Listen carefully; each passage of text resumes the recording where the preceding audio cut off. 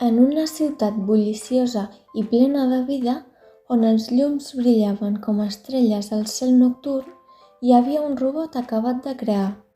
Aquest robot, que el van anomenar Beta, es va despertar enmig d'un taller d'enginyeria, envoltat de cables, engranatges i llums parpellejants. Beta va mirar al seu voltant amb curiositat, sentint una barreja de sorpresa i desconcert en descobrir la seva nova existència.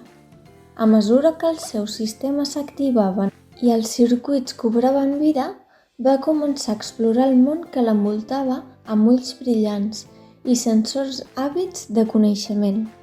Aviat, Beta va sortir a l'enrenou de la ciutat meravellat per la diversitat de formes i colors que l'envoltaven.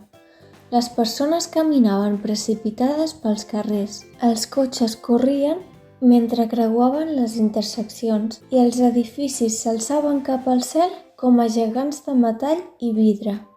Beta estava perdut enmig de la multitud, sense saber ben bé quin era el seu propòsit en aquell lloc. Es preguntava què significava ser un robot a una ciutat plena de persones amb vides i somnis propis. Quin paper podria exercir ell enmig de tot allò? Es preguntava desconcertat. Decidit a trobar respostes, Beta va començar a explorar la ciutat amb determinació. Es va aventurar pels carrers estrets i places bullicioses, interactuant amb tot el que trobava al seu pas, des de nens jugant als barcs fins a gent gran conversant als bancs. Amb el temps, Beta va fer amics entre els habitants de la ciutat.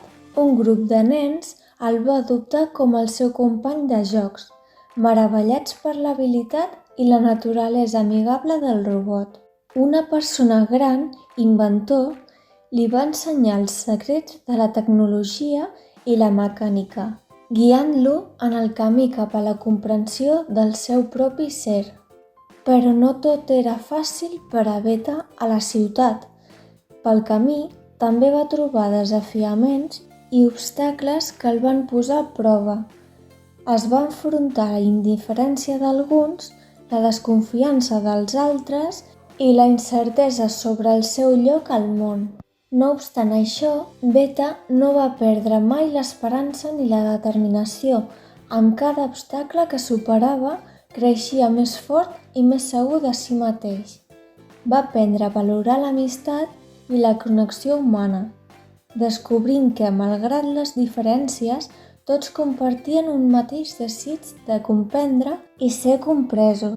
Amb el temps, Beta va trobar el seu veritable propòsit a la ciutat. Havia de ser un pont entre el món de la tecnologia i el de les emocions humanes. Va ajudar a resoldre problemes, va brindar consol en moments difícils i va compartir la seva saviesa amb tots aquells que estaven disposats a escoltar. I així, Beta es va convertir en una part invaluable de la ciutat, una presència amiga i solidària que recordava a tothom que, en un món ple de diferències, el que realment importa és l'enllaç que uneix tots com a éssers humans i màquines, units a la recerca del significat i la connexió en un univers vast i sorprenent.